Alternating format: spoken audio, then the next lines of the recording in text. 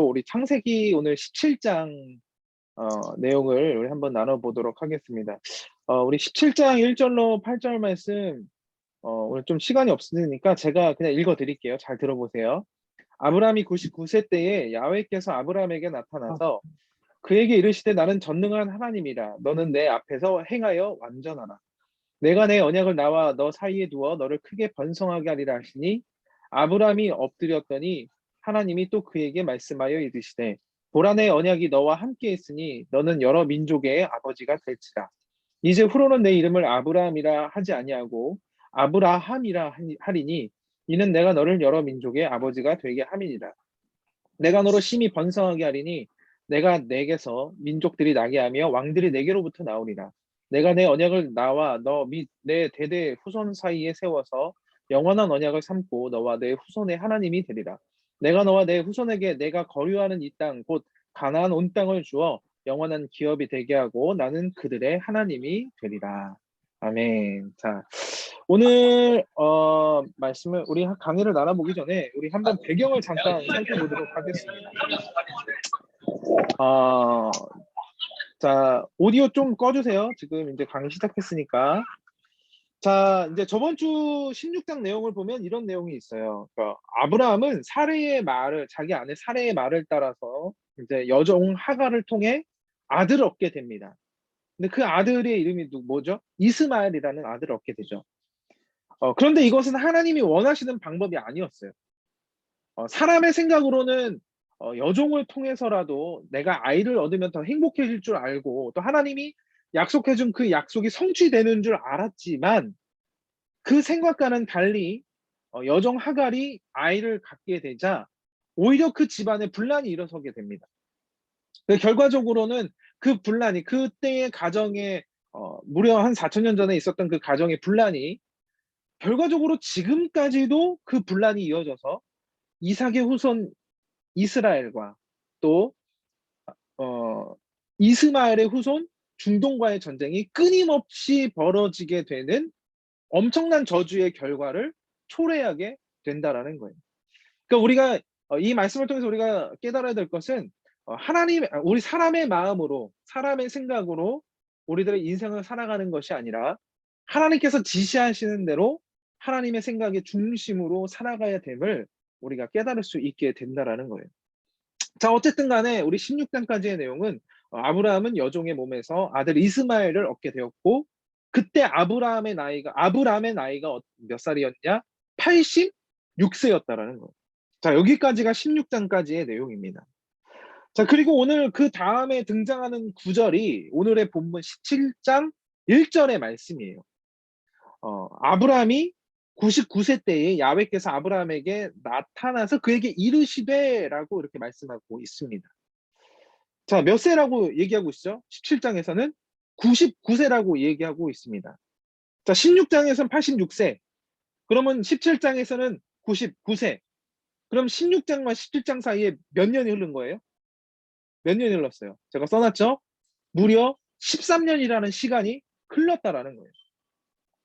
우리가 성경책으로 볼 때는 단 한 줄, 단 한 장이었지만은 실제적인 그 아브라함 시대의 시간은 무려 13년이나 흘러버렸다는 거예요. 자, 그런데 왜 13년이나 흘렀는데 왜 그 사이에 기록들, 아브라함의 그 삶의 기록들은 성경에서는 기록하고 있지 않은가? 우리는 어떻게 추측을 해야 되냐면은 그 13년이라는 세월 동안에 하나님과 아브라함의 그 어떤 친밀한 만남도 없었고 하나님의 따뜻한 위로도 하나도 없었으며 13년 동안 하나님의 음성과 하나님의 응답이 모두 완전하게 그쳐버렸기 때문에 생략해버렸다라는 거예요. 그러니까 아무것도 없었다라는 거예요. 아무 내용이 없는 거예요. 여러분들 댓글 중에서 가장 마음 아픈 댓글이 뭐예요? 악플입니까? 아니죠. 무풀이라 그러죠. 무응답이라는 거죠. 내가 무엇인가를 말을 했을 때 무관심을 받는다라는 것은 가장 마음 아픈 일이고 가장 힘든 일일 것 같아요. 자, 한번 생각해 보십시오. 그동안 아브라함은 하나님의 첫 명령을 따라서 가나안 땅으로 와서 정착하기까지 물론 많은 두려움과 절망과 그리고 위기가 가득 찬 정말 인생의 어두움의 밤의 시간들이 너무나 많이 있었어요. 그러나 그 인생에 환난이 많고 고난이 극심해도 하나님께서는 늘 아브라함과 수시로 동행해 주셨고, 또 그 고난 이후에 부어질 영원한 축복을 늘 말씀해 주셨기 때문에 오히려 그 아브라함에게 있어서 그 고통의 시간들은 고통과 절망으로 끝나는 것이 아니라 오히려 하나님의 은혜가 가장 많고 하나님께서 주시는 소망과 희망이 넘치는 그러한 축복의 순간들이었다라는 거예요. 자, 그런데 반대로 지금 그 13년 하나님께서 무응답하시고 침묵하셨던 이 13년의 기간, 아브라함이 너무나 사업도 잘 되고, 그러니까 뭐 가축도 잘 늘어나고 가정에 우환도 없고, 왜냐 아들 이스마엘이 생겼으니까, 아들이 생겼으니까 얼마나 기뻤겠어요.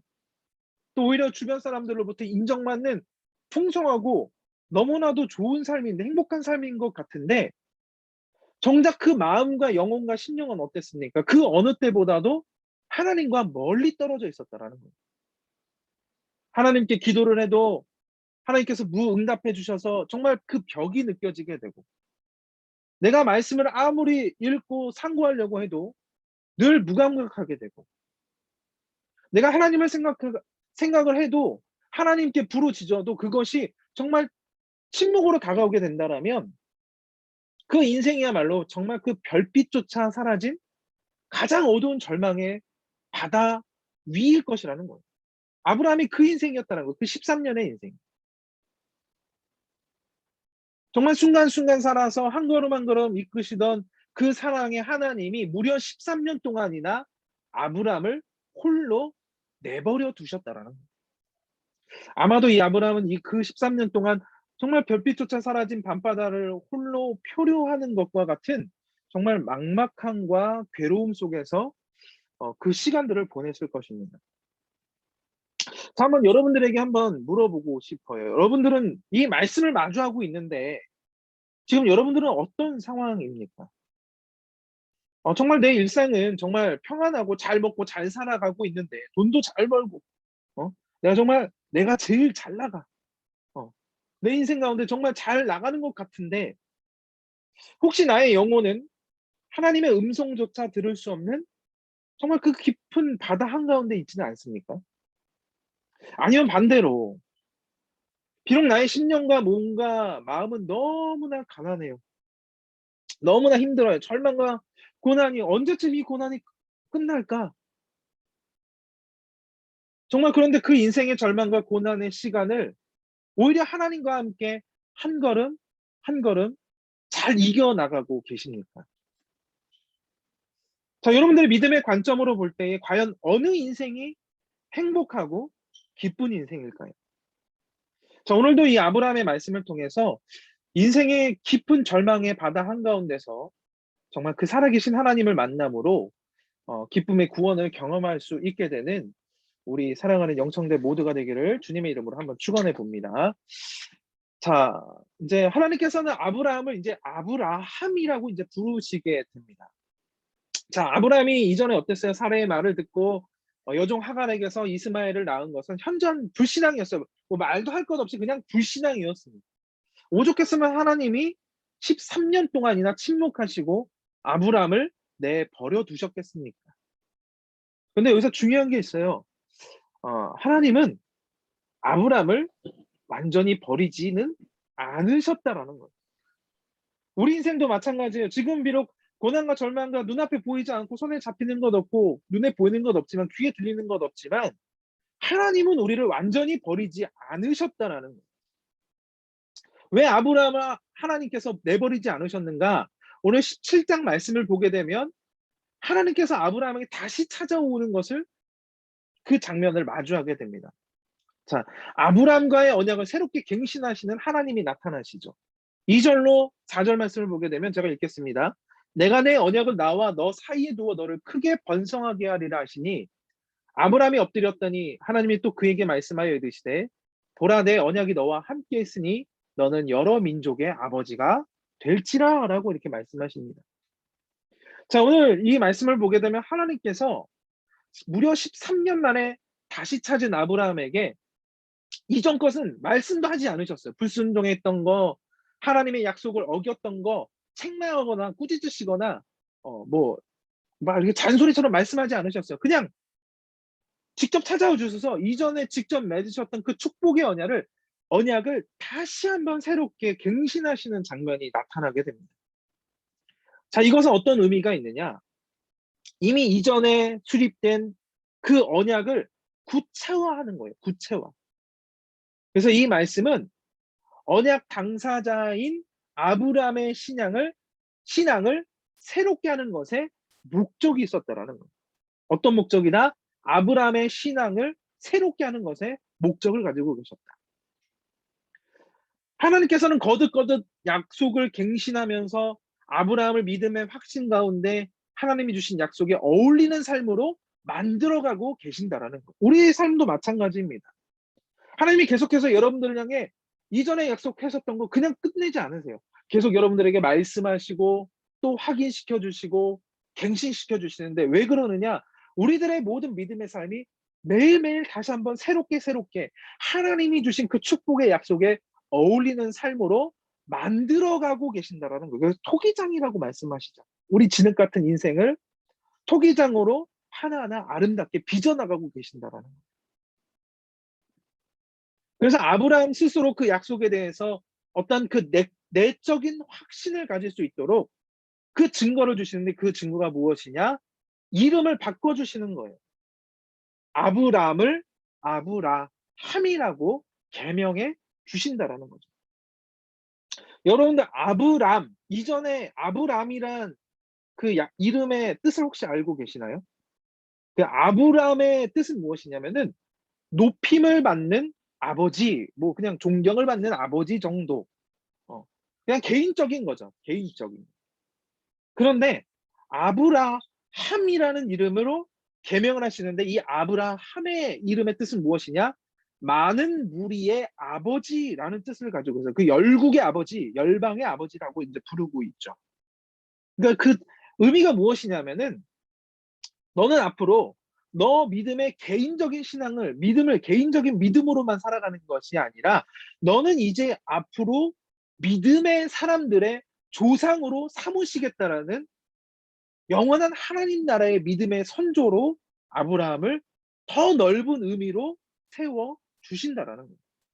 그러니까 하나님 당신의 정말 의지와 목적을 명확하게 강하게 드러내신다는 거죠. 그래서 이것을 신학적으로 보면은 성교학적인 하나님의 축복의 계획이다라고 말씀을 하고 있어요. 왜냐하면 우리가 선교로 열방으로 나가잖아요. 그래서 많은 자들에게 개인의 신앙을 많은 열방에 믿지 않는 사람들에게 믿음을 선포하고 전달한다는 의미로 선교적인 의미를 갖는다라면 아브라함의 개인적인 신앙의 믿음이 이제는 열방으로 점점 확대되어 나가는 것.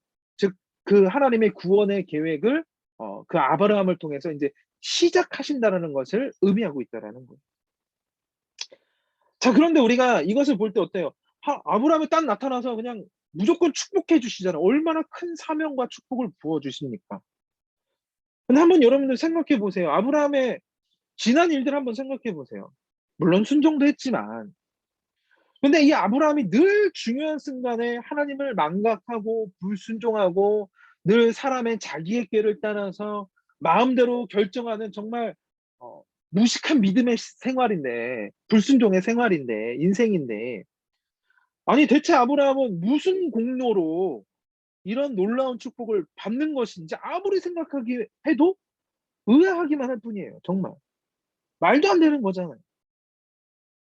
그런데 하나님께서는 호되게 나무라시고 버리셔도 될 만한 인생 아브라함에게 오히려 열국의 아비가 되는 축복과 영광을 부어 주셨다라는 거예요. 우리도 마찬가지죠. 죄 많은 우리들의 인생, 지옥에 떨어질 수밖에 없고 저주받을 수 없는 우리들의 인생이 예수 그리스도의 이름으로 말미암아 하나님의 무조건적인 축복을 받았다라는 거예요. 우리가 잘나서도 아니요. 학벌이 있는 것도 아니요. 돼서 우리가 하나님 앞에 인정받는 것도 아니요. 우리가 인기가 많은 것도 있어서 하나님께 구원받은 것도 아니요. 우리가 아무리 잘났어도 하나님께서 우리에게 구원 주시는 그런 것이 아니라는 거예요. 그냥 하나님께서는 한없는 은혜로 무조건적인 은혜와 사랑으로 우리에게 값없이 주셨다라는 거예요. 값싼 가격이 아니라 값없이 그냥 주셨다라는 거예요. 이것은 하나님께서 정말 그 자기 백성들에게 약속하신 그 구원의 일들을 반드시 이루시겠다는 사랑의 하나님, 그리고 성실하신 자비의 구원의 하나님 자신을 아브라함을 통해서 맨 처음으로 보여주고 계신다라는 거예요. 그래서 아브라함에게 이름을 바꿔주시면서 너를 크게 번성시켜 주시고 너의 후손 가운데 왕들이 나올 것이라고 약속하셨으며 대대손손 이 영원히 맺은 언약을 계속해서 이어갈 것을 확증해 주신다라는 거예요. 정말 이 얼마나 감격적인 구원의 선언임을 우리는 기억해야 된다라는 것입니다. 결국 이 아브라함을 향한 이 축복의 말씀들은 그때부터 지금까지 정말 수천 년에 이르기까지 하나님의 친백성 아브라함의 후손이 우리들에게까지 상속되어지고 있고 또 성취되어져 있어서 정말 예수 그리스도 안에서 누릴 영원한 하나님 나라의 축복을 우리가 소유하게 되었다라는 것입니다.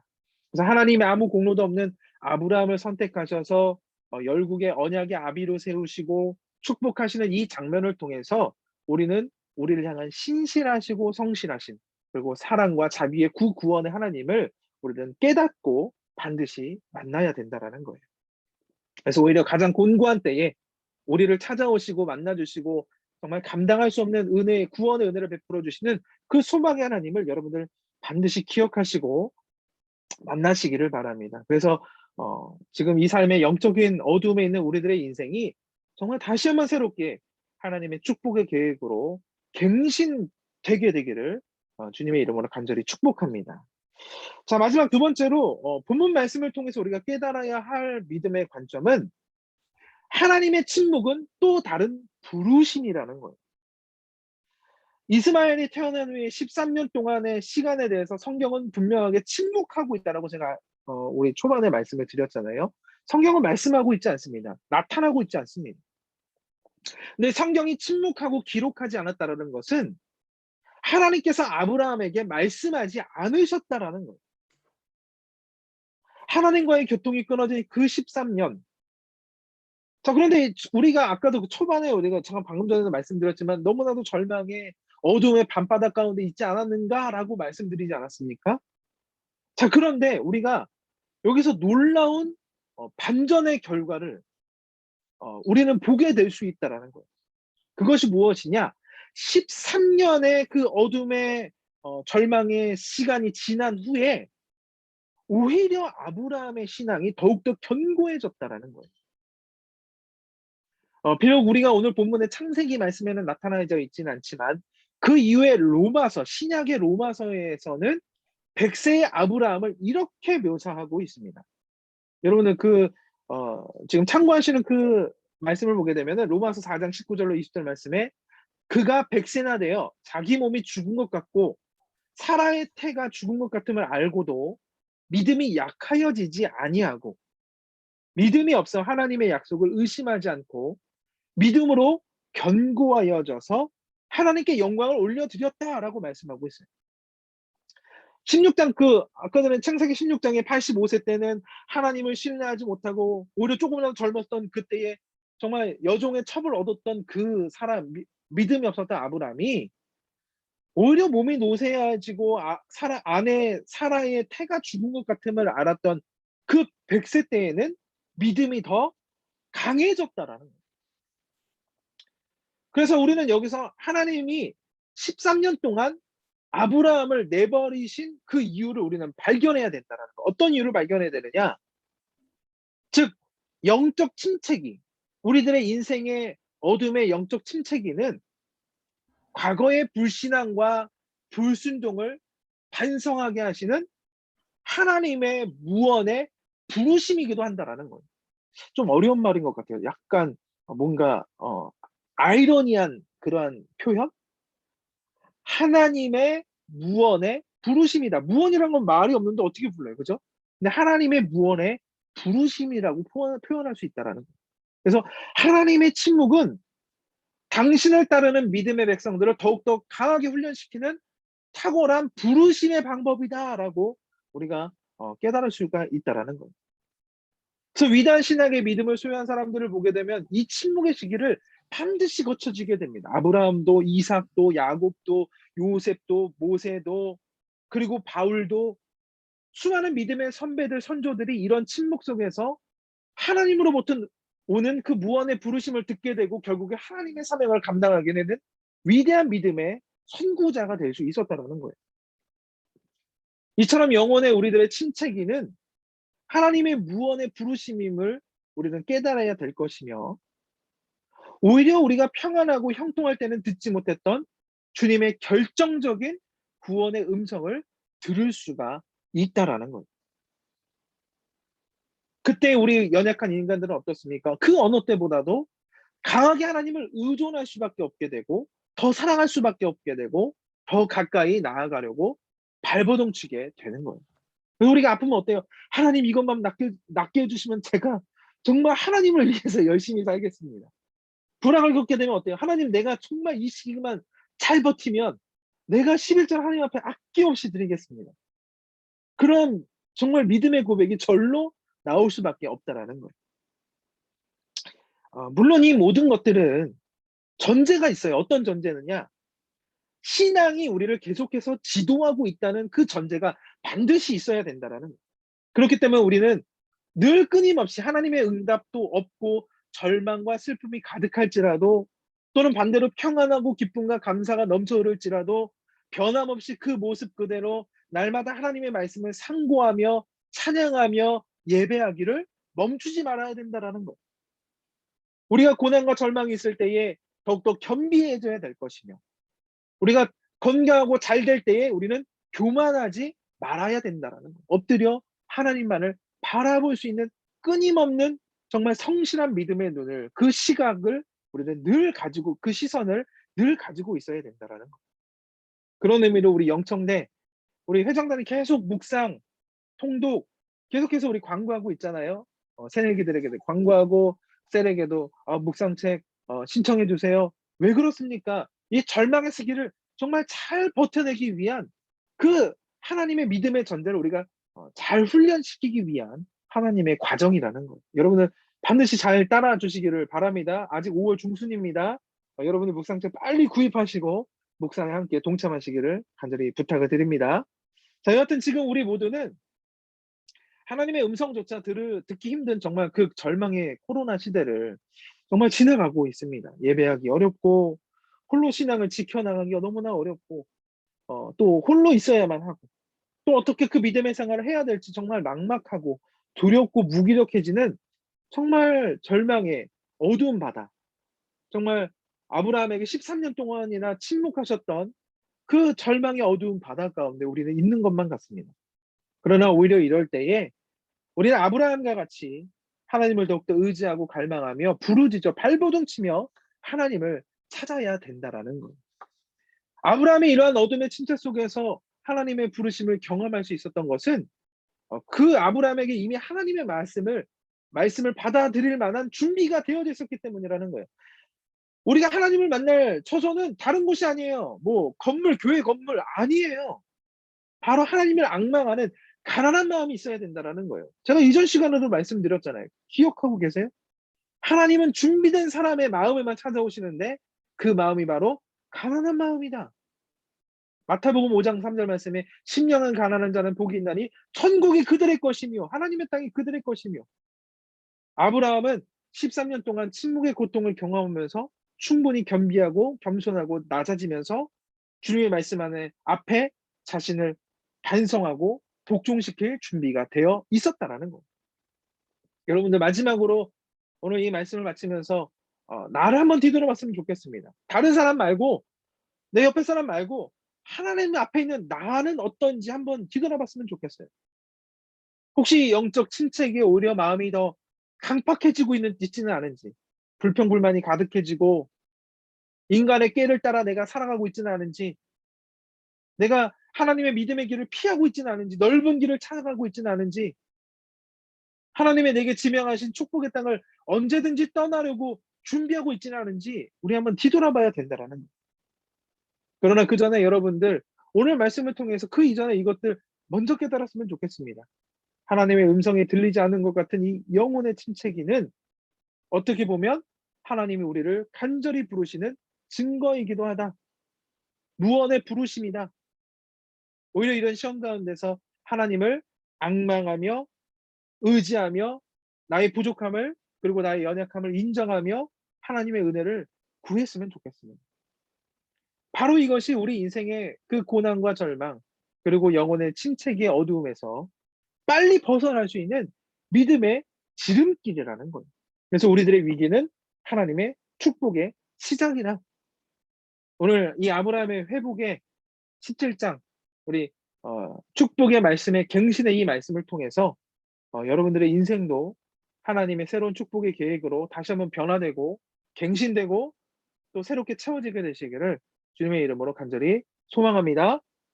자, 우리 함께 기도하겠습니다. 좋으신 사랑의 하나님 감사합니다. 이 늦은 시간까지 주님의 말씀을 상고하며 듣기를 원하는 우리 영성대 모든 믿음의 지체들에게 하나님 새로운 복을 허락해 주시고 다시 한번 그 아브라함에 주셨던 그 축복의 말씀을 갱신하셨던 것처럼 우리들에게도 축복의 약속을 갱신하여 주시옵소서.